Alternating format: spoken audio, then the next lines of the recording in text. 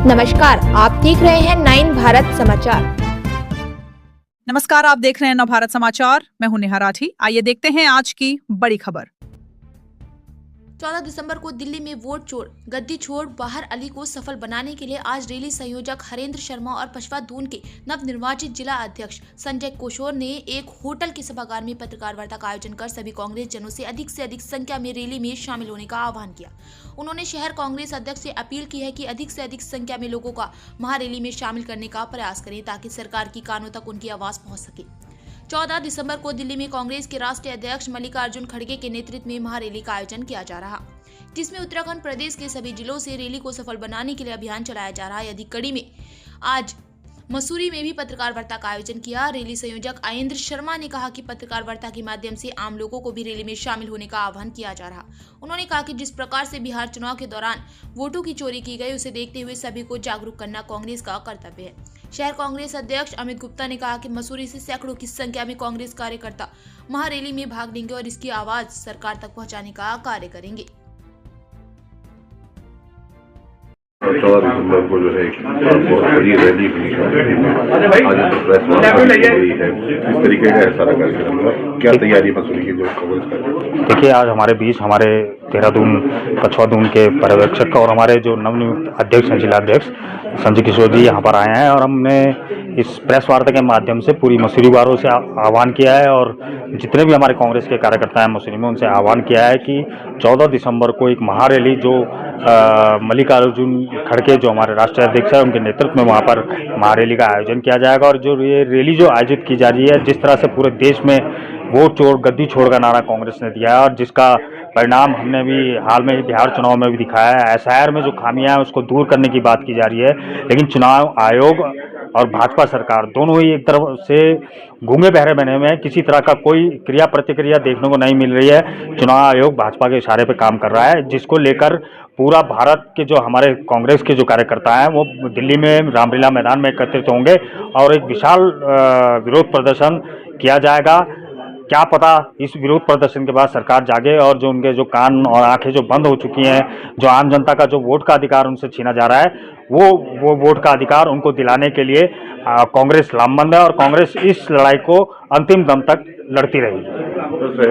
जो आप शहर कांग्रेस देखिए, शहर कांग्रेस अध्यक्ष के नाते अब मेरे द्वारा ही भी यहाँ पर एक बैठक का आयोजन किया जाएगा, जिसमें तमाम शहर के कांग्रेस कार्यकर्ता सम्मिलित होंगे और हम अधिक से अधिक संख्या में, यहाँ से हजारों की संख्या में तो नहीं कह सकता, लेकिन सैकड़ों की संख्या में जाने की हम पूरी कोशिश करेंगे कि यहाँ से भी हम 2-3 बस लेकर और गाड़ियाँ लेकर दिल्ली कूच करें और 14 दिसंबर को जो हमारी महारैली नहीं है उसी को सफल बनाने में मसूरी कांग्रेस का भी बहुत बड़ा योगदान रहेगा।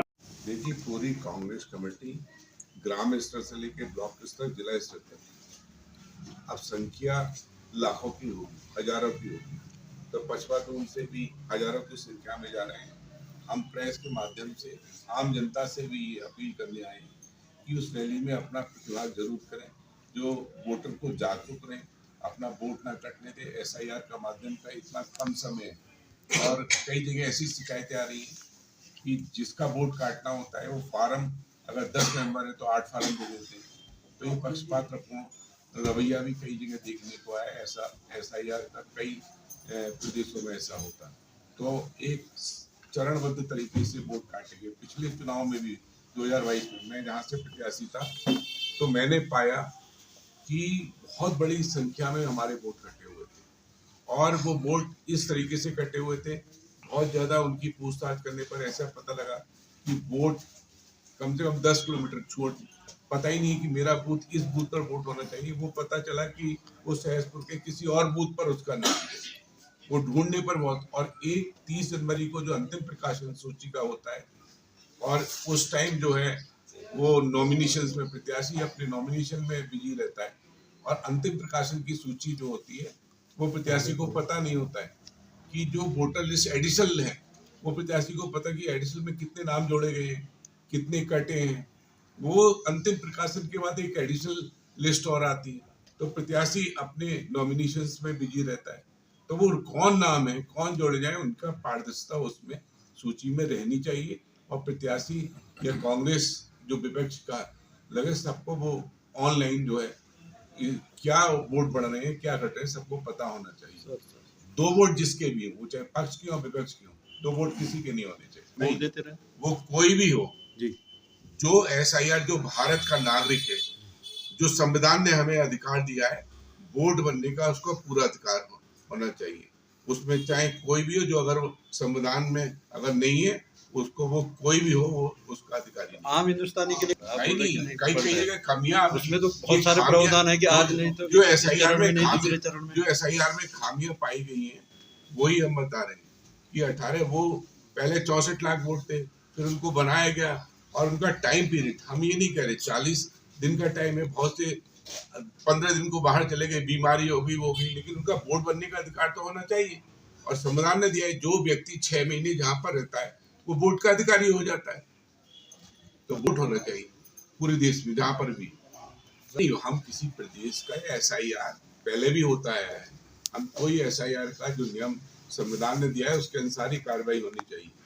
हम ये कहते हैं जो भारत का नागरिक है उसको वोट का पूरा अधिकार होना चाहिए, हमारा केवल ये मतलब है। बात की जाए हलफनामा कोई देता नहीं है, बच्चे प्रेस के सामने बोल देते हैं हलफनामा देना पड़ेगा ना कोर्ट में। जब आप कानूनी बात करेंगे, मीडिया का जो काम है, न्याय कार्यपालिका, आप स्वतंत्रता पत्रकारिता का जो काम है, आप खुद पाएंगे।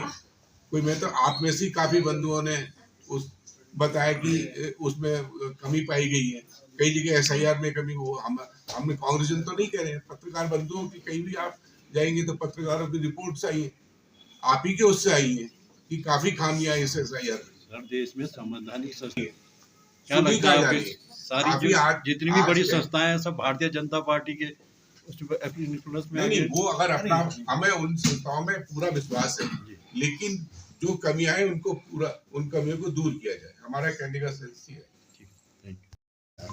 देखिए 14 दिसंबर को जो वोट चोर गद्दी छोड़ रैली आहूत की गई है रामलीला मैदान में, तो हजारों की संख्या में पछवादून से कार्यकर्ता उसमें शिरकत करेंगे और मैं समझता हूँ पूरे उत्तराखंड से 25 से 30 हजार लोग उस रामलीला मैदान में उत्तराखंड से एक कोने कोने से कार्यकर्ता वहां पर पहुंचे।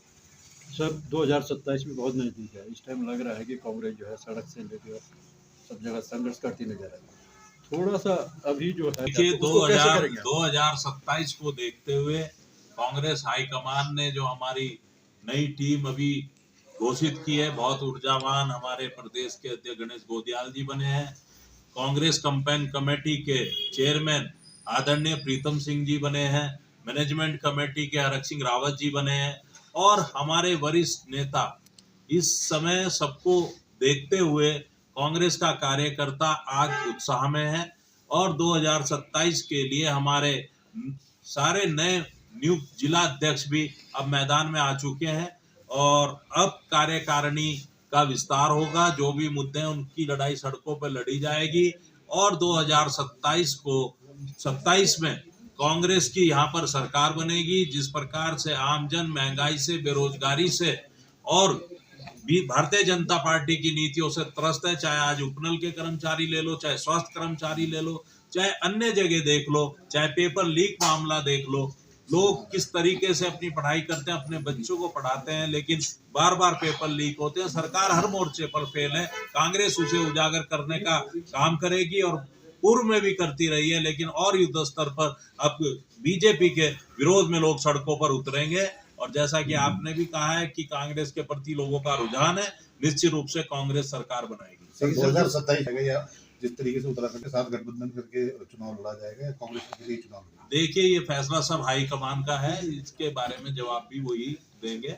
हम कांग्रेस के कार्यकर्ता सड़कों पर जो भी सरकार की जन विरोधी नीति होगी उसके खिलाफ सड़कों पर आंदोलन करेंगे।